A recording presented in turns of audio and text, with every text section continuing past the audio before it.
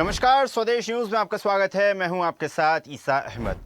मध्य प्रदेश की राजधानी भोपाल में जल्द ही गुजरात की प्रसिद्ध गिफ्ट सिटी की तर्ज पर इकाई सिटी विकसित की जाएगी।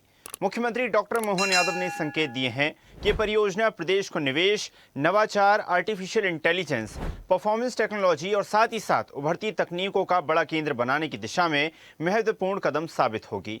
प्रस्तावित इकाई सिटी का उद्देश्य अत्याधुनिक तकनीक ढांचा विकसित करना, राष्ट्रीय और अंतर्राष्ट्रीय निवेश आकर्षित करना तथा युवाओं के लिए बड़े पैमाने पर रोजगार के अवसर सृजित करना है। राज्य सरकार इसे भविष्य की जरूरतों को ध्यान में रखते हुए एक स्मार्ट, तकनीक आधारित और निवेश अनुकूल शहर के रूप में विकसित करने की तैयारी में है।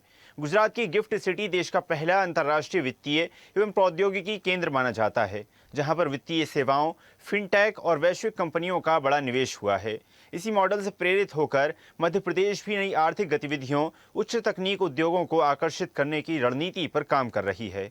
इकाई सिटी के विकसित होने से भोपाल की पहचान केवल प्रशासनिक राजधानी तक सीमित नहीं रहेगी, बल्कि नवाचार, स्टार्टअप और आईटी के साथ ही एआई आधारित उद्योगों के प्रमुख केंद्र के रूप में भी उभर सकता है। इससे प्रदेश की अर्थव्यवस्था को गति मिलने के साथ साथ स्थानीय युवाओं के लिए नए अवसर भी पैदा होंगे।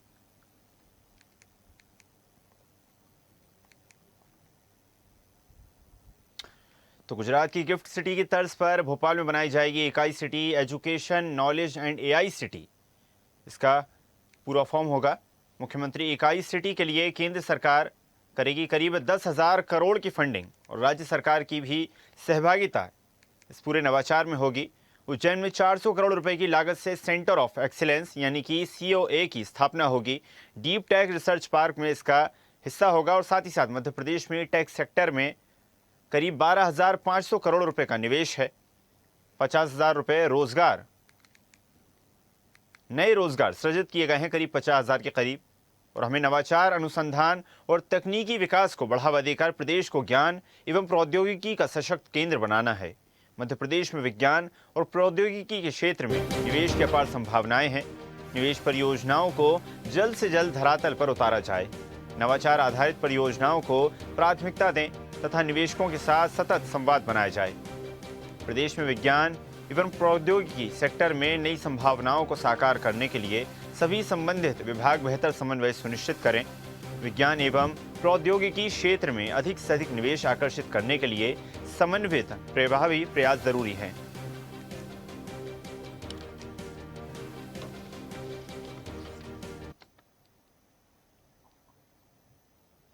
तो नवाचारों के साथ, तकनीक के साथ और नए नए प्रयासों के साथ आगे बढ़ती मध्य प्रदेश सरकार और इसी क्रम में इकाई सिटी का जो निर्माण है वो किया जाएगा, जिससे न सिर्फ युवाओं को अवसर मिलेंगे बल्कि प्रदेश की और राजधानी की एक नई पहचान भी विकसित होगी। इसी विषय पर आज हम चर्चा करेंगे। खास मेहमान हमारे साथ जुड़ गए हैं अतीत अग्रवाल जी, राष्ट्रीय कार्य समिति सदस्य एलयूपी हमारे साथ जुड़ गए हैं। अतीत जी, बहुत बहुत स्वागत है आपका स्वदेश न्यूज के साथ जुड़ने के लिए। लगातार प्रदेश नवाचारों के साथ आगे बढ़ रहा है, तकनीक के क्षेत्र में बेहतर कार्य किए जा रहे हैं और अब इकाई सिटी का निर्माण किया जाएगा। किस तरह देखते हैं आप सरकार के इस नवाचार को, और गिफ्ट सिटी की तर्ज पर जब इसे विकसित किया जाएगा तो क्या कुछ मिलने वाला है इससे प्रदेश की जनता को, राजधानी की जनता को, युवाओं को? देखिए, नाम से स्पष्ट है। सिटी का नाम ही जब एजुकेशन, नॉलेज और एआई, जो कि तीनों के शॉर्ट फॉर्म लेकर इकाई शब्द का गठन किया है, ये पूरी जो अपने मोहन जी की सरकार है, इसका एक पूरा विजन आपको देखने को मिलेगा। सबसे पहले तो उन्होंने अगर शुरुआत करें तो जगह जगह रीजनल समिट करके उद्योगों को आकर्षित किया। इंफ्रास्ट्रक्चर डेवलपमेंट के शुरू के 2-2.5 साल जो उनके कार्यकाल के, उस पर जोर दिया। उसके बाद जो है, जब इंफ्रास्ट्रक्चर बाहर आ गया है, जब धरातल पर दिखने लग गई है चीजें, तब उसके बाद के नेक्स्ट स्टेप क्या है? जब काम करने के लिए आपको अनुभवी लोग चाहिए, नॉलेज चाहिए, एजुकेशन प्रॉपर चाहिए, और वर्तमान में एक कदम आगे बढ़कर एआई का जमाना आ गया है, तो इन सब चीजों का, तकनीक का समावेश कर कर ही हम मध्य प्रदेश को आगे बढ़ा सकते हैं। तो इस विजन को जो देख के ये इकाई सिटी की स्थापना जो की जा रही है, यहां से निश्चित एक लॉन्ग टर्म विजन को मैं देखता हूं। और इसका सिर्फ भोपाल को ही नहीं और सिर्फ मध्य प्रदेश को ही नहीं, पूरे देश को इसका फायदा मिलेगा। हम निर्यात परक रूप में अच्छे बेहतर तरीके से स्थापित कर हो पाएंगे, क्योंकि अगर हमारे पास अच्छा नॉलेज होगा, अच्छा स्किल्ड मैन पावर होगा, तो निश्चित रूप से हम चाइना को भी बीट कर सकेंगे। जी जी बिल्कुल, माना जा सकता है कि नवाचारों के माध्यम से कुछ नया करने की अगर हम कोशिश करेंगे, उसमें सफलता भी मिलेगी। हो सकता है कई सारे चैलेंजेस भी हों, लेकिन हो सकता है भविष्य भी उन्हीं कोशिशों से विकसित हो सके, सुदृढ़ हो सके। दीपक भंडारी जी हमारे साथ जुड़ गए हैं। बहुत-बहुत स्वागत है दीपक जी आपका। दीपक जी, जिस नमस्कार। प्रकार आपने देखा होगा कि गिफ्ट सिटी गुजरात की मशहूर है, वहाँ पर कई सारे नवाचार किए गए हैं, कई जो अंतर्राष्ट्रीय स्तर की चीज़ें हैं वहाँ पर देखने को मिलती हैं और इसी क्रम में गिफ्ट सिटी की तर्ज पर ही अब राजधानी भोपाल में भी इकाई सिटी डेवलप की जाएगी। किस प्रकार देखते हैं आप सरकार के इस नवाचार को? देखिए, बधाई देना चाहूँगा। अतीत भैया ने जैसा बोला है उनके शब्दों से मैं अपने शब्दों को मिलान करना चाहूँगा। और वास्तव में मध्य प्रदेश की जो सरकार है एक प्रोग्रेसिव स्तर पर काम कर रही है और चहुमुखी विकास की उनकी जो परिकल्पना है उस ओर अग्रसर हो रही है। गिफ्ट सिटी की यदि हम बात करें तो वो मुख्य रूप से टेक्नोलॉजी और फाइनेंस से रिलेटेड है जो गुजरात में है। अब यहाँ पे इन्होंने एजुकेशन को भी जोड़ा है, लेकिन गुजरात की जो सिटी है उससे एजुकेशन का कोई लेना देना नहीं है। लेकिन लेकिन आज हम देख रहे हैं कि जो नई राजधानी बन रही है अपने, जो हैदराबाद से जो एक अलग हुआ है ना राज्य, उसकी वो भी एक दुबई के तर्ज पे बन रही है। हम देख रहे हैं कि धोलेरा बन रहा है, एक ग्रेटर निकोबार का डेवलपमेंट कर रहे हैं सिंगापुर की तर्ज पे। तो इंटरनेशनल जो फाइनेंशियल हब्स थे, जो सिटी थी, हम देखते हैं कि न्यूयॉर्क तो शुरू से जेपी मॉर्गन के समय से सन 1901 से लेके आज हम 2026 तक आ गए हैं। न्यूयॉर्क तो फाइनेंशियल टेक्नोलॉजी सेंटर है ही सही, लेकिन न्यूयॉर्क के बाद क्या, साउथ ईस्ट एशिया में टोक्यो था, हांगकांग था, सिंगापुर था, और बीच में मिडिल ईस्ट में इन्होंने दुबई को चालू कर दिया था। तो दुबई ने काफी प्रोग्रेस की पिछले 15 सालों में। हम देख रहे हैं कि फाइनेंशियल और टेक्नोलॉजी दोनों में, आज जैसे टेलीग्राम बंद है तो टेलीग्राम का सेंटर भी दुबई से ही शुरू होता है। पूरे वर्ल्ड में टेलीग्राम दुबई से ही चल रहा है। तो उस प्रकार से अब क्या है कि जो मल्टी लॉजिस्टिक हब की जो परिकल्पना है, जो बड़े बड़े बड़े जो फाइनेंशियल शहर की जो बसावट हो रही है, क्योंकि हम जानते हैं कि कैपिटलिस्ट समाज में हमें रहना है तो ऐसी सिटी का निर्माण करना पड़ेगा जो कि भविष्य की रूपरेखा निर्धारित करें। और मध्य प्रदेश का यदि इकोनॉमिक डेवलपमेंट करना है तो जो परिकल्पना 2007 में माननीय मोदी साहब ने की थी, 2007 में जबकि वो मुख्यमंत्री थे गुजरात के, वो टेक सिटी ने आकार लिया 2017 में, कोरोना के पहले।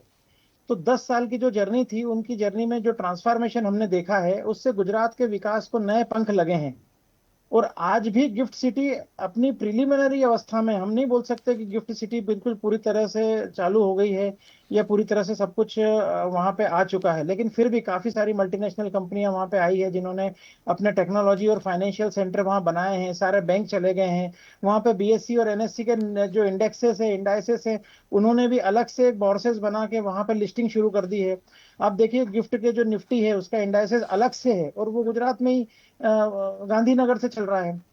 तो ये जो एक परिकल्पना है, एक बहुत बड़े फाइनेंशियल जो प्लानिंग है, जो विकसित भारत की जो प्लानिंग है, जिसमें आज हम लोग 4 ट्रिलियन की इकोनॉमी से लेके तो 40 ट्रिलियन की इकोनॉमी तक की जो जर्नी होगी, उसमें ये सब जो शहर बसने वाले हैं, ये फाइनेंशियल हब एक बैकबोन का काम करेंगे। ये मेरा कहना है। जी बिल्कुल दीपक जी, माना जा सकता है कि काफ़ी सारे नवाचार किए जा रहे हैं मध्य प्रदेश सरकार द्वारा।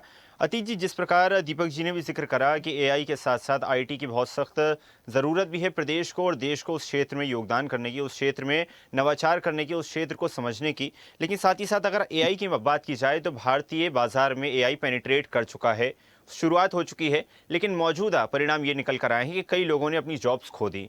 लगातार अगर एआई को बढ़ावा दिया जाएगा, उसका इस्तेमाल किया जाएगा, तो क्या लगता है आपको भविष्य में युवाओं की नौकरियों पर क्या संकट खड़ा हो सकता है? देखिए, ये तो वही बात है। जब हम इसका पुराना एक अनुभव ले चुके हैं। अगर आपको ध्यान हो तो जब कंप्यूटर आया था तो बहुत सारे लोगों ने आंदोलन तक हमने देखे। जब हम तो उस समय छोटे थे, स्कूल्स में पढ़ते थे, कर्मचारी आंदोलन करते थे कि कंप्यूटर आ जाएगा तो हम लोगों की जॉब खा जाएगा। ये बिल्कुल सत्य बात है और ये भारतवर्ष ने ये दौर भी देखा है। अगर उसी दौर को हम आज की तुलना में कंपेयर करें तो आप बताइए मुझे कि क्या कंप्यूटर लोगों की जॉब खा गया है या उससे और बहुत ज्यादा इकोनॉमी बढ़ी है, लोगों को सहूलियत बढ़ी है। आज उसी के मार्फत मैं उज्जैन में बैठकर आपसे बात कर पा रहा हूं। तो नई नई जो चीजें हैं, अगर नवाचार को हम रोकने लगेंगे, टेक्नोलॉजी कभी नहीं रुकती। सूरज को अगर पूरब से निकलना है तो वो निकल के ही रहेगा। जब पूरा विश्व एआई के दौर में जा रहा है तो हम जितनी जल्दी उसको अपना कर उसका फायदा ले सकेंगे, इसमें कितने सारे नए जॉब्स क्रिएट होंगे। ऐसा थोड़ी है कि इकोनॉमी वहीं रुक जाएगी। पहले अगर छोटी इकोनॉमी का साइज था तो वो बढ़कर देखिए कहां तक ट्रिलियंस में पहुंच गई है। तो वो तो हमेशा बढ़ती रहेगी। तो मैं ऐसा कहीं कतई नहीं समझता कि एआई से किसी के नौकरी को नुकसान है। ये जरूर है कि सर्वाइवल फॉर द फिटेस्ट, ये जो डार्विन का नियम है ये हमेशा से रहेगा और ये रहता जाएगा। तो बेकार के लोग पीछे हटते जाएंगे और काम करने वाले लोग आगे आएंगे, जिससे तभी हम, ये भी एक अवधारणा आप समझो कि तभी हम राष्ट्र को परम वैभव पर ले जा पाएंगे। हमारी संस्था का भी उद्देश्य है और हमारे देश का भी उद्देश्य। जी दीपक जी, रोजगार की समस्या युवाओं की एक बड़ी समस्या है और माना जा रहा है कि लगातार एआई जब भारतीय बाजार में पेनिट्रेट करता जाएगा तो जॉब्स कम हो सकती हैं। इस प्रकार का एक डर और भय युवाओं के अंदर बना हुआ है। किस प्रकार इस वर्कफोर्स को शिफ्ट किया जा सकता है रोजगार मांगने वाली के बजाय रोजगार देने वाली फोर्स में? अहमद भाई, जैसा कि अतीक भाई ने बोला कि कंप्यूटर जब आया था तब लोगों को लगता था कि रोजगार छीन लेगा। तो बात वही है कि आज जो स्कूल के बच्चे हैं, अगर वो बचपन से एआई सीखेंगे तो सबसे ज्यादा ह्यूमन रिसोर्स तो इंडिया के पास है, सबसे ज्यादा यूथ इंडिया के पास है। तो पूरी विश्व का जो एआई हब है वो इंडिया बन सकता है, बशर्ते कि हम उसको उतना सीरियसली लें।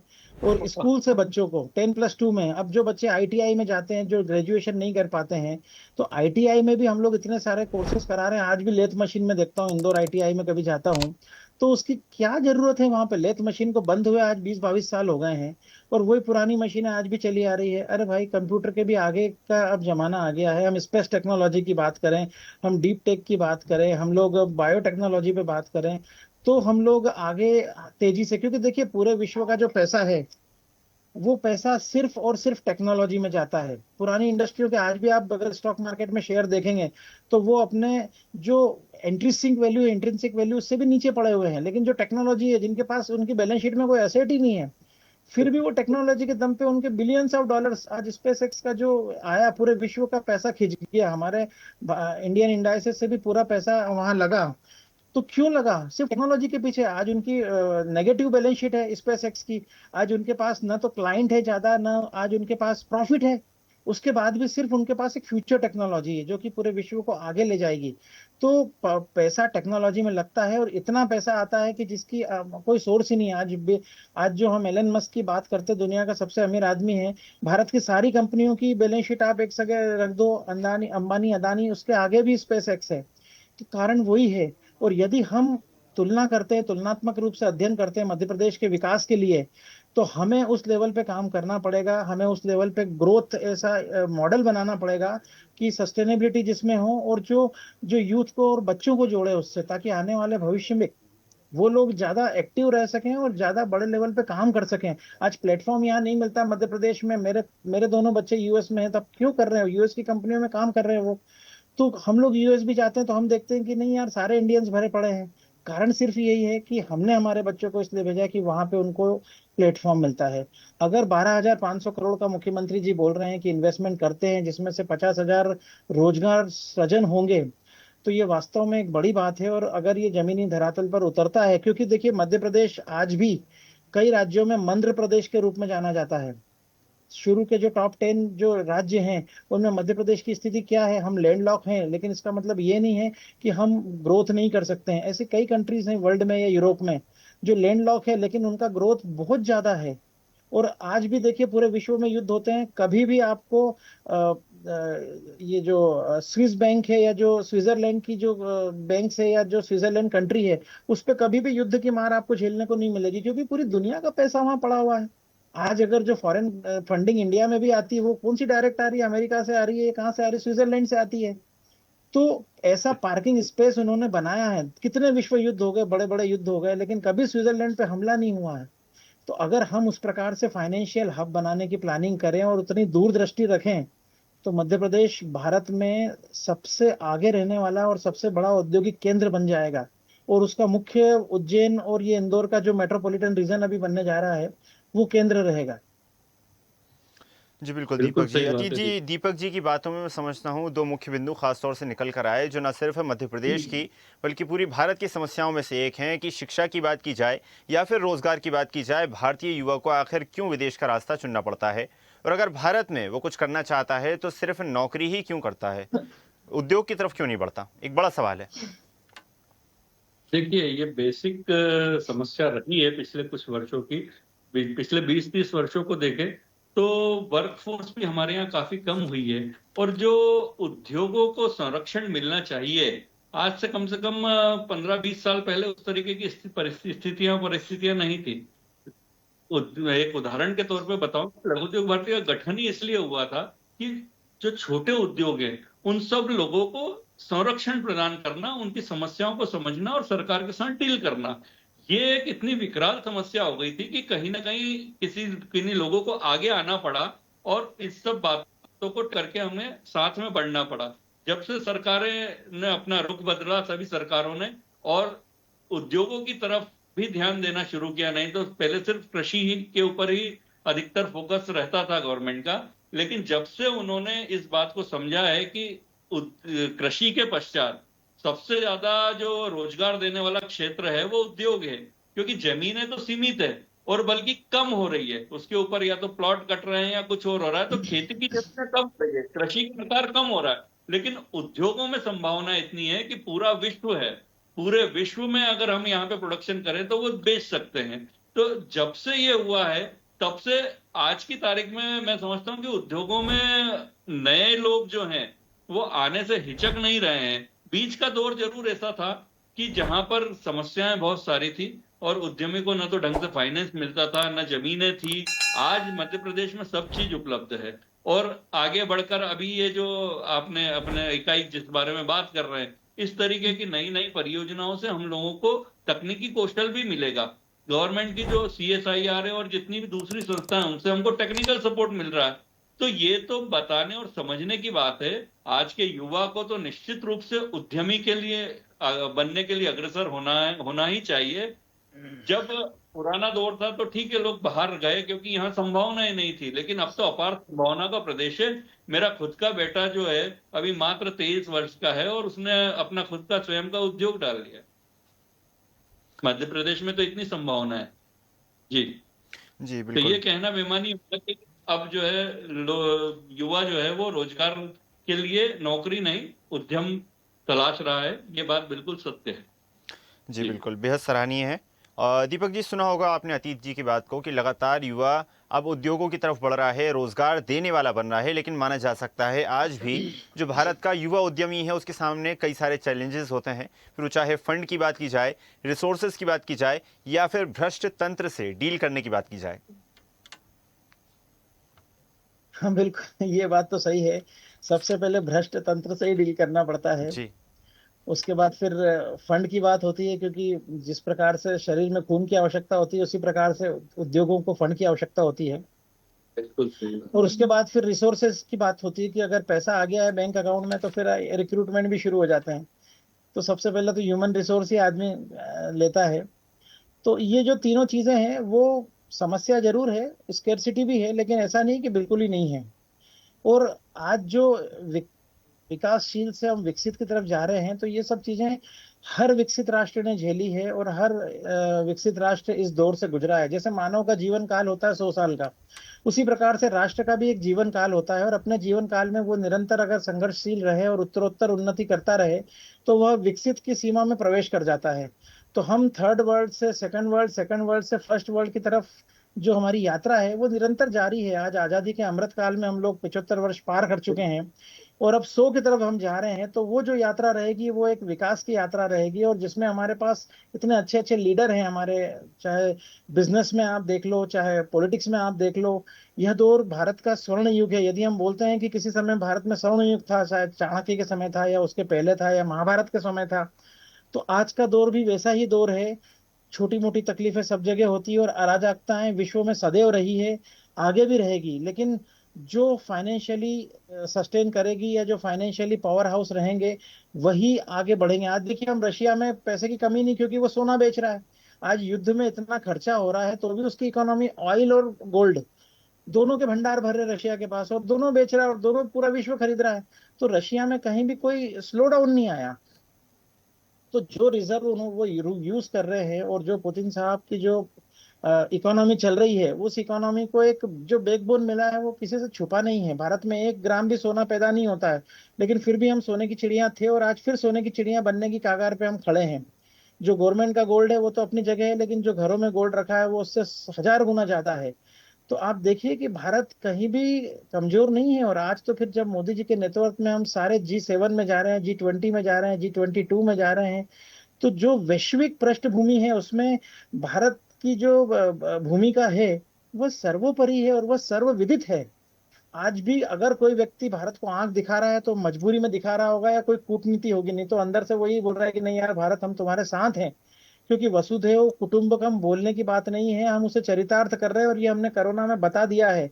हमने पूरे विश्व को कोविशील्ड और जो भी वैक्सीन है वो दी थी, तो वो क्या था, हमने स्वार्थ को एक बाजू में रखा और हमने मानवता की भलाई के लिए कार्य किया है। तो यदि भारत इस नीति पर चलता है तो कौन रोकेगा। सब जगह रेड कारपेट बिछे हैं। हमने टाटा, बिरला, अंबानी, अदानी सबकी बात करी, लेकिन हमारे लक्ष्मी मित्तल जी आज से कितने साल पहले निकले थे, इंडोनेशिया में सबसे पहली उन्होंने शुरुआत करी और मात्र 10 लाख रुपए पूंजी से, और आज पूरे विश्व में आर्सेलर मित्तल सबसे बड़ी कंपनी है। तो ये क्या है, ये एक भारतीय प्रौद्योगिकी और औद्योगिकी दोनों की मिसाल है। तो आप समझ सकते हैं कि मैं क्या बोल रहा हूँ। जी बिल्कुल, यही पूरे विश्व भारत के की उन्होंने सोच पूरे है, यही विश्व के भारत का एक रोड मैप है और हाँ यही भारतीयता है। अतीत जी, जिस प्रकार दीपक जी ने भी जिक्र करा कि कई सारे चैलेंजेस होते हैं, मैं चाहूँगा आप एक संक्षिप्त सलाह दें एक भारतीय के लिए, एक भारतीय युवा के लिए जो उद्योग जगत में आना चाहता है, इस क्षेत्र में अपना करियर बनाना चाहता है। देखिए, मेरे सबसे उद्यमी युवा जो बनना चाह रहा है उसके लिए यही संदेश है कि आप सबसे पहले तो अपनी एजुकेशन पूरी करो, कौशल लो। सिर्फ डिग्री लेने से काम नहीं चलेगा। आपको सिर्फ रट्टा लगाना या पढ़ने से नहीं, उन चीजों को समझना होगा। साथ ही अगर आप नित्य न्यूज़पेपर भी पढ़ेंगे तो भी आपका बहुत ज्यादा विकास होगा। कारण उसका यह है कि जैसा भी आपने मुझसे एक प्रश्न किया था कि नौकरियां आईटी सेक्टर में बहुत सारी चली गई है, तो एआई का फर्क पड़ेगा। तो इन सब चीजों के ऊपर जब आपको रोज नॉलेज मिलेगा, सबसे पहले तो आप उस नॉलेज को लो, उस पर मंथन करो। सरकारें आपको उद्यमी बनाने के लिए प्रेरित कर रही हैं, अलग अलग योजनाएं ला रही हैं। जो मुख्य चीजें लगती है, फाइनेंस लगता है, लैंड लगती है, टेक्नोलॉजी लगती है और व्यापार के लिए मार्केट, ये सब चीज उपलब्ध करा रही है सरकारें भी और लघु उद्योग भारती जैसे संगठन भी। तो मेरा आज के युवाओं को यही संदेश है कि सबसे पहले तो अपना स्वयं ये तय करें कि मुझे क्या करना है, किस सेक्टर में काम करना है और उस सेक्टर से संबंधित अपना ज्ञान अर्जित करें और निश्चित रूप से आगे बढ़े। मध्य प्रदेश में तो इसमें बहुत अधिक सहयोग मिल रहा है गवर्नमेंट से। उद्यमी योजना जो है उसमें 50 लाख तक रुपए तक का आपको लोन मिल रहा है। छोटा अगर काम करना है तो मुद्रा लोन केंद्र सरकार दे रही है। CGTSA में आपको 10 करोड़ रुपए तक का लोन जो है वो कोलेटरल फ्री मिल रहा है। तो किसी भी चीज की कमी नहीं है, आपको सही दिशा में चलने की आवश्यकता है और एक बार पहला कदम अगर आप उठाएंगे तो निश्चित रूप से आप इस काम को कर गुजरेंगे। ऐसा मुझे पूरा विश्वास है हमारे देश के युवाओं पर। जी बिल्कुल, माना जा सकता है कि सरकार की तरफ से प्रयास किए जा रहे हैं। युवाओं को भी एक पहल करने की ज़रूरत है, कोशिश की ज़रूरत है। आप दोनों ही अतिथियों का बहुत बहुत धन्यवाद स्वदेश न्यूज़ के साथ जुड़ने के लिए और चर्चा में शामिल होने के लिए। तो स्काई सिटी बनाई जाएगी, इकाई सिटी बनाई जाएगी, जिसके माध्यम से न सिर्फ तकनीक को प्रदेश में एक अलग स्तर तक पहुंचाया जाएगा, बल्कि रोजगार के, निवेश के अवसर भी सृजित किए जाएंगे और इसी क्रम में लगातार प्रदेश की प्रगति के नए आयाम स्थापित होंगे। इस पेशकश में फिलहाल इतना ही। आप देखते रहिए स्वदेश न्यूज़, सबसे पहले देश। ऐसे ही वीडियोस के लिए लाइक करें, शेयर करें, फॉलो करें। YouTube पर जाकर सब्सक्राइब कर बेल आइकन दबाना ना भूलें और ताजा अपडेट्स के लिए swedeshlive.com पर जरूर जाएं।